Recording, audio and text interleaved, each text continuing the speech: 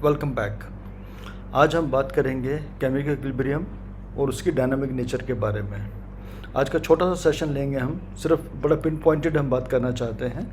Basically हम यह देखेंगे कि इक्विलिब्रियम होता क्या है और इसको डायनामिक नेचर होने का मतलब क्या है और हम कैसे सिद्ध करेंगे कि केमिकल इक्विलिब्रियम जो होता है वो डायनामिक होता है। मोटे मोटे तौर पे हम ये 3 बातें आज करना चाहेंगे।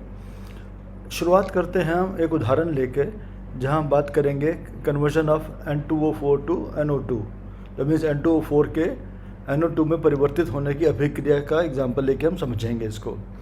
बेसिकली N2O4 जो है नाइट्रोजन टेट्राऑक्साइड एक गैस होती है और कम तापमान पे ये एक रंगहीन सी गैस होती है।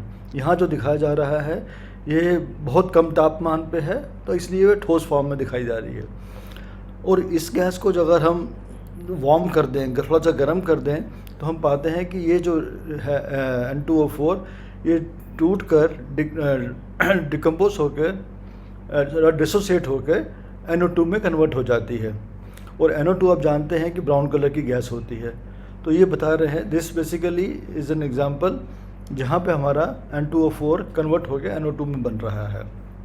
ओके, हम ये जो परिवर्तन है N2O4 से NO2 में परिवर्तित होने को, इसको थोड़ा सा गहराई से समझने की कोशिश करते हैं। हम ये देखते हैं कि जैसे हमने सपोज यहाँ पे लिया है, इस बॉटल के अंदर हमारे पास N2O4 है और चूँकि ये थोड़े से उच्च ताप पे है, तो इसलिए उसमें कुछ मॉलिक्यूल इसमें डिकम्पोजिशन शुरू हो गया है। N2O4 का NO2 में परिवर्तन शुरू हो गया है। तो हम देख सकते हैं कि इसके अंदर ये जो सफ़ेद वाले मॉलिक्यूल दिख रहे हैं ये सब N2O4 हैं और ये जो ब्राउन कलर का दिख रहा है ये NO2 है। जब थोड़ा सा टाइम आगे बढ़ता है तो हम पाते हैं कि ये जो गैस का रंग जो है वो ज़्यादा ब्राउन हो गया, ज़्यादा गहरा पीला हो गया एक तरह से। और ये इसलिए हो रहा है क्योंकि इसमें और जो नए मॉलिक्यूल बन के आ रहे हैं NO2 के, उनकी संख्या बढ़ गई है, इसलिए ये है। जैसे जैसे टाइम बढ़ता जाता है ज़्यादा से ज़्यादा NO2 बनता है और इसका जो गैस का जो रंग है वो गहरा होता जाता है। तो बेसिकली हम देख पा रहे हैं कि जैसे जैसे टाइम बढ़ता है तो NO2 का हमारा जो है वो N2O4 जो है वो NO2 में परिवर्तित होता जाता है। इसके जो परिवर्तन के जो दर है उसको अगर हम ग्राफिकली देखें तो हम इस तरह से पाते हैं कि ये जो एक्सिस हमारा कंसंट्रेशन दिखा रहा है और एक्स एक्सिस पे हमने टाइम प्लॉट किया है। तो हम ये देख पा रहे हैं कि N2O4 की जो कंसंट्रेशन है, शुरुआत में तो हमने शुरू इसी से किया था तो कंसंट्रेशन काफ़ी ज़्यादा थी। जैसे जैसे टाइम आगे बढ़ता है तो N2O4 की कंसंट्रेशन कम होती जाती है, ठीक है। और जैसे जैसे N2O4 खर्च हो रहा है तो हमारा NO2 बन रहा है। चूँकि NO2 बन रहा है तो उसकी जो शुरू में इसकी जो कंसंट्रेशन शून्य थी, बिकॉज जब शुरुआत में हमने अगर हम इसको बिल्कुल लो टेम्परेचर पे ले जाएंगे तो वहाँ पे कोई NO2 नहीं है, ठीक है, शून्य है। जैसे थोड़ा सा टेम्परेचर बढ़ता है और इसका जो N2O4 का ब्रेकडाउन होता है तो NO2 की कंसंट्रेशन बढ़नी शुरू हो जाती है और वक्त के साथ साथ बढ़ती जाती है। ओके, ये समझ में आ रहा है हमको। यहाँ पे एक चीज़ हमको और ध्यान देने वाली है, 2 चीज़ें रादर। पहली बात हमको ये ध्यान देना है यहाँ पर कि जिस दर पे ये N2O4 का जो कंसंट्रेशन कम हो रही है और NO2 की जो कंसंट्रेशन बढ़ने की दर है वो बराबर नहीं है। आप देख सकते हैं कि ये लगभग दुगना है। ऐसा इसलिए है क्योंकि N2O4 का एक मॉलिक्यूल टूट के NO2 के 2 मॉलिक्यूल देता है। दैट मीन्स अगर यहाँ से शुरू करके अगर 100 मॉलिक्यूल खर्च हुए हैं तो NO2 के 200 मिल गए हैं हमको, तो दैट मीन्स वो डबल रेट में बन रहे हैं, पहली बात।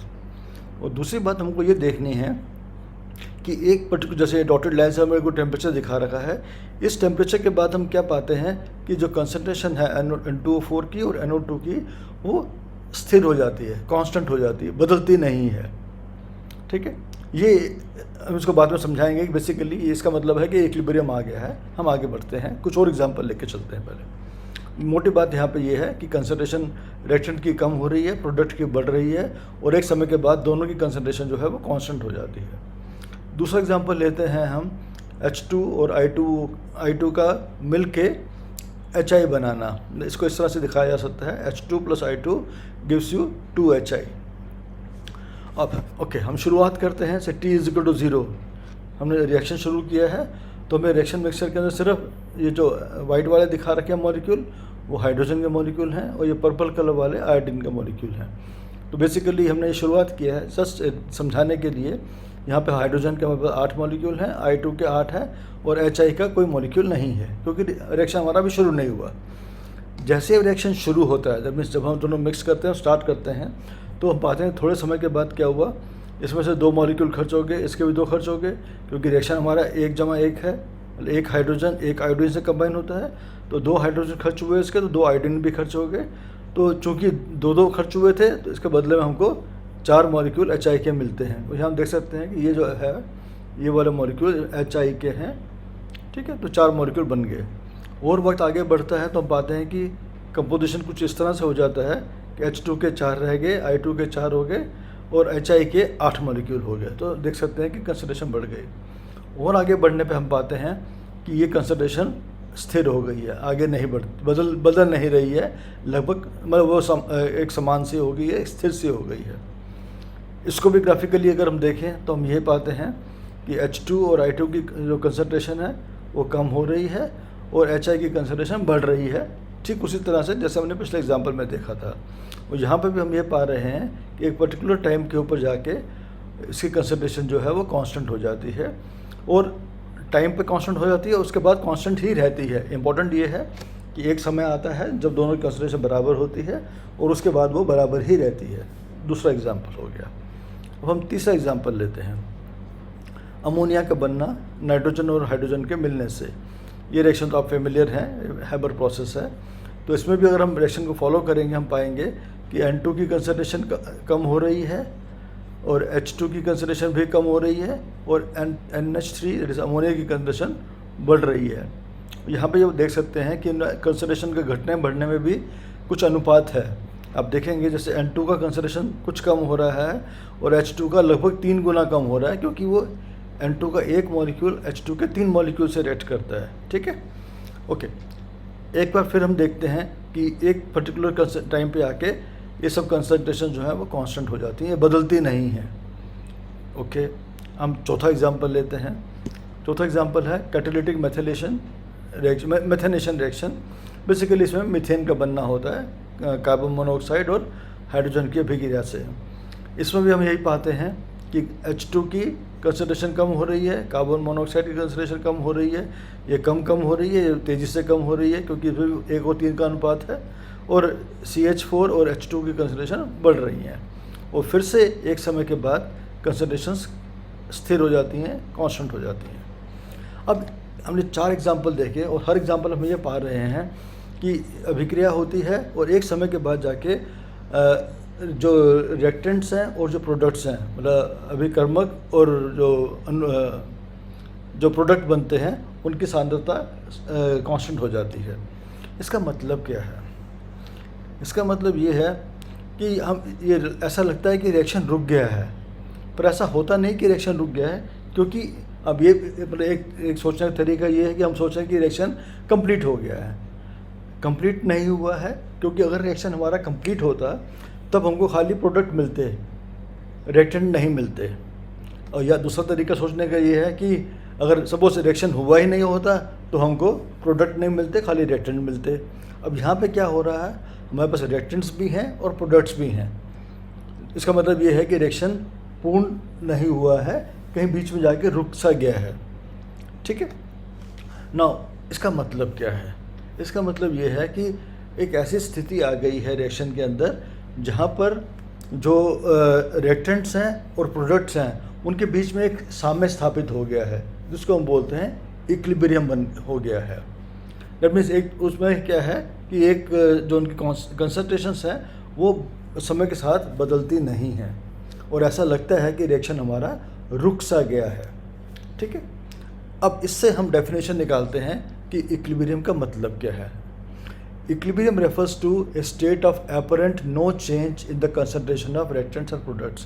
इसका मतलब इस प्रकार है कि इक्विलिब्रियम का मतलब ये हुआ कि एक जो अभिक्रिया के अंदर एक ऐसी स्थिति का आना जहाँ पर जो रिएक्टेंट्स और प्रोडक्ट्स की जो कंसंट्रेशन है वो नहीं बदलती है। और हमने एक शब्द यूज़ किया है एपरेंट, ऐसा लगता है कि नहीं बदल रही है, ऐसा लगता है कि रिएक्शन नहीं हो रहा है, रिएक्शन रुक सा गया है। ये जो लगने वाली बात है वो वो इक्विलिब्रियम का मतलब यहाँ पर ये है, क्योंकि हम जानते हैं कि इक्विलिब्रियम तब आता है जब रिएक्शन हो रहा है, फॉरवर्ड रिएक्शन भी हो रहा है, बैकवर्ड रिएक्शन भी हो रहा है, और इस प्रकार की जो स्थिति है, इस प्रकार का जो साम्य स्थापित होता है, उसको हम एक डबल एरो से दिखाते हैं। ओके, एक बात और जानने वाली इम्पोर्टेंट ये है कि जितने भी हमने एग्जाम्पल लिए, 4 एग्जाम्पल लिए, और चारों एग्जाम्पल्स में हमने गैसियस सिस्टम लिए थे, और आपको ये ध्यान देना होगा कि गैसियस सिस्टम्स के अंदर इक्विलिब्रियम केवल तभी स्थापित हो सकता है अगर वो क्लोज सिस्टम है। अगर हमने इस अभिक्रिया को ओपन बीकर में किया होता, जैसे एक ओपन बीकर में लेके हाइड्रोजन डाल दिया, आयोडीन डाल दिया और HI बन गया, तो वो जो चूँकि बीकर खुला हुआ बीकर है, तो ये सब चीज़ गैसेस जो है वो निकलती रहेंगी और इक्विलिब्रियम कभी स्थापित नहीं होगा। इक्विलिब्रियम स्थापित होने के लिए आवश्यक है गैसेस सिस्टम के अंदर कि वो एक क्लोज सिस्टम हो, तभी ये संभव है, अदरवाइज ये संभव नहीं है। ओके, सो यहाँ पे हमको फिर एक ध्यान देना है कि ये अपरेंट नो चेंज है, ऐसा लगता है कि बदलाव नहीं हो रहा है, ऐसा लगता है कि रिएक्शन नहीं हो रहा है, ऐसी स्थिति को हम बोलते हैं कि इक्विलिब्रियम है।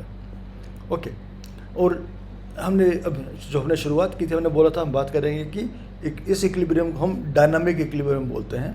आइए समझते हैं कि डायनामिक इक्विलिब्रियम का मतलब क्या होता है। पर उससे पहले हम ये देखते हैं कि ये जो कंसंट्रेशन कांस्टेंट क्यों हो जाती हैं, उसको समझने के लिए हम पाते हैं यहाँ पर, हम एक एग्जांपल लेंगे सिर्फ यहाँ पर चारों में से, जैसे कि N2O4 का NO2 में परिवर्तित होना। अब हम यहाँ पे क्या देख रहे हैं कि जब हमने रिएक्शन शुरू किया हमारे पास सिर्फ N2O4 था, ठीक है, और कोई NO2 नहीं था। चूँकि N2O4 था तो N2O4 का जो ब्रेकडाउन, जो डिकम्पोजिशन की कुछ दर थी, कुछ रेट था उसका। जहाँ अब रेट है, पहले हमने बात किया था कंसंट्रेशन का, अब हम बात कर रहे हैं रेट की। दैट मीन्स किस दर पे इसका जो डिकम्पोजिशन हो रहा है। हम पाते हैं कि जो ये जो रेट है, वी नो दैट, जब काइनेटिक्स में हमने पढ़ा है कि जो रेट होता है वो एक रेट कांस्टेंट और रिएक्टेंट की कंसंट्रेशन पर निर्भर करता है। हम ये मान के चल रहे हैं कि ये एलिमेंट्री रिएक्शन है। ओके, तो अब यहाँ पे क्या होगा, जब इस जो हमारा रेट है, ये तो Kf तो एक कांस्टेंट हुआ, और हमारा जो रेट है वो डिपेंड करेगा N2O4 की सांद्रता पे, कंसंट्रेशन पे। शुरुआत में कंसंट्रेशन ज़्यादा है तो इसलिए रेट ज़्यादा है। कुछ समय बाद जो N2O4 थोड़ा सा खर्च होकर बदलाव हो गया इसके अंदर, तो कंसंट्रेशन कम हो गई तो उसका रेट भी कम हो गया।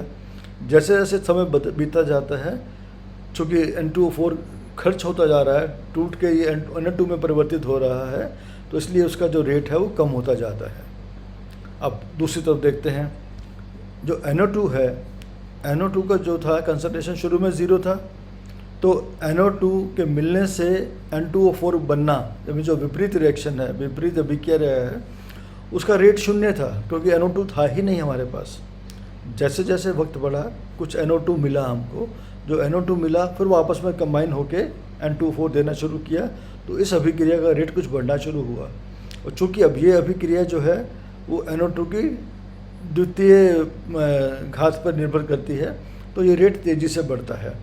और हम पाते हैं जब वक्त के साथ में फॉरवर्ड रिएक्शन जो है N2O4 का टूट के NO2 बनना, और उसका रेट जो है कम हो रहा है, और NO2 से N2O4 का बनना, उसका रेट बढ़ रहा है, और एक ऐसी स्थिति आती है कि जब दोनों के रेट बराबर हो जाते हैं।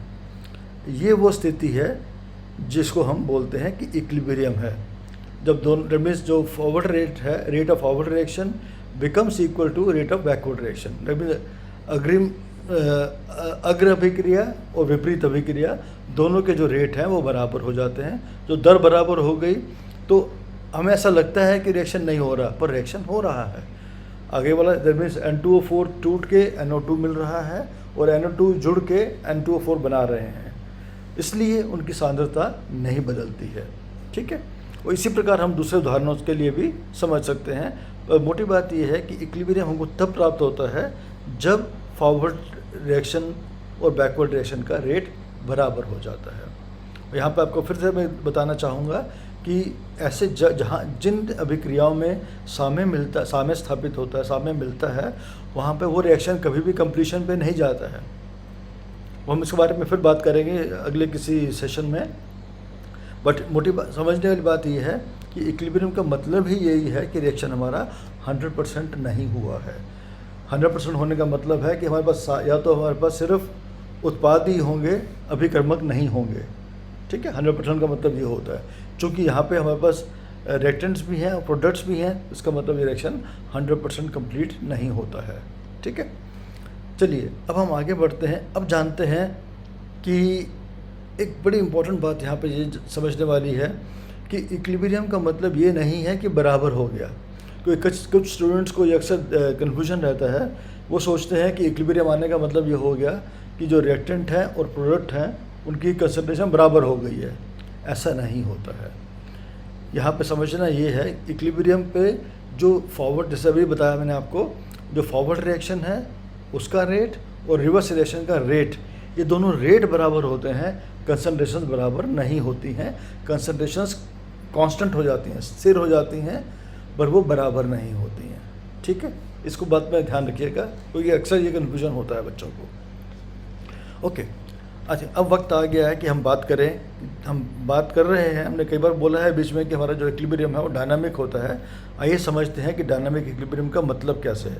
हम कैसे सोच पाएँ कि चूँकि हमको दिख रहा है कि कंसंट्रेशन रिएक्टेंट की और प्रोडक्ट की नहीं बदल रही हैं, तो हम कैसे कह सकते हैं कि रिएक्शन हो रहे हैं। हम कैसे कह सकते हैं कि फॉरवर्ड रिएक्शन हो रहा है और बैकवर्ड रिएक्शन भी हो रहा है और दोनों की गति एक समान है। ये समझने के लिए हम थोड़ा सा विजुलाइज, हम कुछ एनालॉजीज लेते हैं और समझते हैं कि डायनामिक इक्विलिब्रियम का मतलब क्या है। पहले हम ये उदाहरण लेते हैं, जैसे कि अब जैसे बच्चों का खेल का होता है, जैसे सी सॉ इसको बोलते हैं। ये मुझे बीच में फलक्रम है और दो वेट ए और बी, दो बॉडीज़ हैं, मास ए और मास बी वाली। ये बैलेंस्ड है इसके ऊपर। जब मीन्स इसका जो मास इंटू डिस्टेंस दोनों जब फर्स्ट मोमेंट्स बराबर हो जाते हैं, आपने फिज़िक्स में पढ़ा होगा, तो ये बैलेंस रहेगा। और जब ये दोनों, जैसे जब इस फलक्रम से लेके इसका डिस्टेंस और उसका मास, इसका प्रोडक्ट जो है मास और डिस्टेंस का, इसका मास और डिस्टेंस का प्रोडक्ट अगर जब दोनों बराबर होते हैं तो ये एक इक्विलिब्रियम में आ जाता है। उसी प्रकार एक तुला लेते हैं हम। तुला में भी हम देखते हैं कि अगर हम एक तुला लें और उसमें तुला के जिस तरह से दिखाया जा रहा है, उसका मतलब ये है कि दोनों के जो पलड़े हैं, दोनों के अंदर उनका भार बराबर है, इसलिए दोनों स्टेबल हैं, संतुलित हैं, इक्विलिब्रियम में हैं। अब इसको हम किसी भी समय के लिए छोड़ दें, इसमें कोई बदलाव नहीं होगा, कुछ बदलाव होगा नहीं और हमको दिखाई भी नहीं देगा। हमें लगेगा कि स्थिर है क्योंकि ये है स्थिर। अगर इसको कुछ हवा आए या कुछ और चीज़ से डिस्टर्ब, अगर इसको अनडिस्टर्ब छोड़ दें तो ये ऐसे ही रहेंगे, क्योंकि ये इक्विलिब्रियम है। इसको हम बोलते हैं स्टैटिक इक्विलिब्रियम में है, मतलब उसमें कोई बदलाव नहीं हो रहा है और हम दूर से देख के कह सकते हैं इसमें कुछ बदलाव नहीं हो रहा और सच में बदलाव नहीं हो रहा है। इसके विपरीत हम एक दूसरा उदाहरण लेते हैं, जैसे कि ये है, एक एस्केलेटर है। जैसे आपने देखा होगा कि आजकल रेलवे स्टेशंस पे और मॉल्स के अंदर और कई पब्लिक प्लेसेस में एस्केलेटर्स अवेलेबल होते हैं। एस्केलेटर क्या होते हैं? एक चलने वाली सीढ़ी है। अब हम यहाँ इस उदाहरण में हम ये देख रहे हैं कि ये जो सीढ़ी है ये ऊपर से नीचे को चल रही है, ठीक है, और एक आदमी जो है वो नीचे से ऊपर चढ़ने की कोशिश कर रहा है। अब हम इसमें समझने की कोशिश करते हैं कि क्या क्या संभावनाएं हैं। मान लिया ये जो सीढ़ी है वो x गति से नीचे को आ रही है, ठीक है, और ये जो आदमी ऊपर चढ़ने की कोशिश कर रहा है, अगर इसकी गति x से कम होगी तब क्या होगा? दैट मीन्स अगर ये ऊपर तो धीरे धीरे चढ़ रहा है और ये सीढ़ी हमारी नीचे तेज़ी से आ रही है, तो सीढ़ी इसको पीछे ले जाके नीचे गिरा देगी। ओके, दूसरी संभावना ये है कि ये x गति से नीचे आ रही है सीढ़ी और ये जो व्यक्ति है उसकी गति x से अधिक है, y है जो x से अधिक है, तो क्या होगा?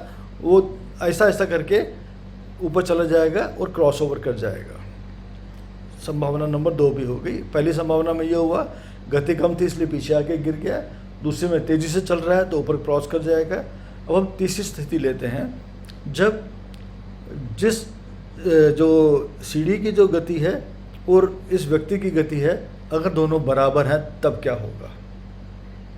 ये x की गति से नीचे आ रहा है, ये भी x की गति से ऊपर जा रहा है, तब क्या होगा, अगर हम दूर से देखेंगे तो हमें लगेगा कि ये व्यक्ति एक ही जगह पे खड़े खड़े चल रहा है, क्योंकि उसकी स्थिति में बदलाव नहीं होगा।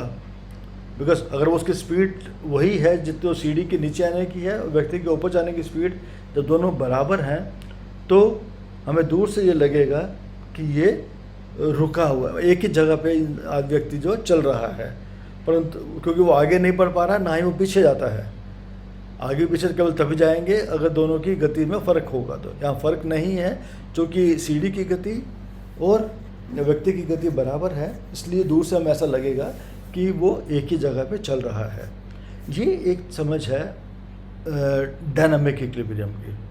देखो ये एक उदाहरण है डायनामिक इक्विलिब्रियम का, क्योंकि यहाँ पे क्या हो रहा है, हम देख पा रहे हैं कि दोनों चीज़ें हो रही हैं। ये फॉरवर्ड रिएक्शन है, ये बैकवर्ड रिएक्शन है, या इसको अगर फॉरवर्ड बोले तो ये बैकवर्ड बोल सकते हैं। तो दोनों तरह के रिएक्शंस हो रहे हैं, परंतु दूर से हमको लगता है कि ये रिएक्शन नहीं हो रहा है, ऐसा लगता है कि स्थिर हो गया। रिएक्शन के मामले में हम बोल सकते हैं कि जो सांद्रता जो कंसंट्रेशन है वो कांस्टेंट हो गई हैं। यहाँ पे हम बोल सकते हैं कि लगता है कि वो इंसान एक ही जगह पे चल रहा है। ठीक है, तो ये इस तरह से आप उसको विजुअलाइज कर सकते हैं कि डायनामिक इक्विलिब्रियम का मतलब क्या है। एक और उदाहरण लेते हैं। मान लीजिए हमारे पास एक पात्र है जिसके अंदर हम जल भरना चाह रहे हैं, इस टोंटी से हम जल इसमें भर रहे हैं। जब उसको शुरुआत किया और दूसरी टोंटी यहाँ लगा रखी है जिससे जल बाहर गिर रहा है। अब शुरुआत में क्या होगा, ये तो तेज़ी से पानी भर रहा है इसमें, पर चूँकि यहाँ पानी कम था तो इसमें थोड़ा थोड़ा पानी धीरे धीरे पानी निकलता जाएगा। पानी के निकलने की गति कम होगी, भरने की ज़्यादा होगी, तो इसका लेवल जो है बढ़ता जाएगा। एक स्थिति ऐसी आ जाएगी जब चूँकि इसमें पानी का लेवल बढ़ रहा है, इसका मतलब ये है कि इसका जो पानी निकलने की गति है वो भी बढ़ रही है।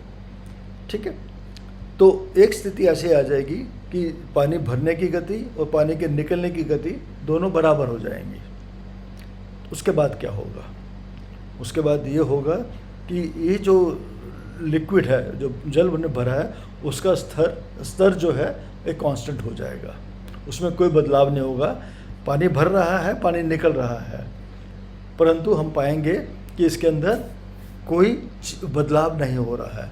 ये भी एक तरह का डायनामिक इक्विलिब्रियम है। इसको हम देखें कि पानी के भरने को अगर हम फॉरवर्ड रिएक्शन मान लें और पानी के निकलने को अगर हम रिवर्स रिएक्शन मान लें, ठीक है, तो क्या होगा, जब दोनों की पहले शुरुआत में क्या था, आगे पानी भरने की गति तेज़ थी, निकलने की कम थी, जैसे हमने एग्जाम्पल में भी लिया था N2O4 और NO2 के एग्जाम्पल में। N2O4 तेज़ी से टूट रहा था, बट NO2 से N2O4 का बनना धीरे हो रहा था। पर धीरे धीरे वो विपरीत गति जो थी वो बढ़ती गई और फॉरवर्ड रिएक्शन की गति कम होती गई, और एक समय आया जब दोनों की गति बराबर हो गई और वो हमारा साम्य स्थिति हो गई। वही यहाँ पे हम देख रहे हैं कि जब टोंटी से पानी भरने की गति और निकलने की गति जब दोनों बराबर हो गए, तब हमको एक साम्य स्थापित हो गया, हमारे जल का स्तर जो है वो कांस्टेंट हो जाता है। It is an apparent no change, state of apparent no change. ऐसा लगता है कि कोई बदलाव नहीं हो रहा, परंतु बदलाव हो रहा होता है।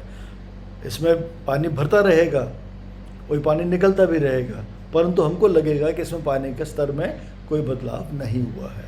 ये मतलब होता है डायनामिक इक्विलिब्रियम का।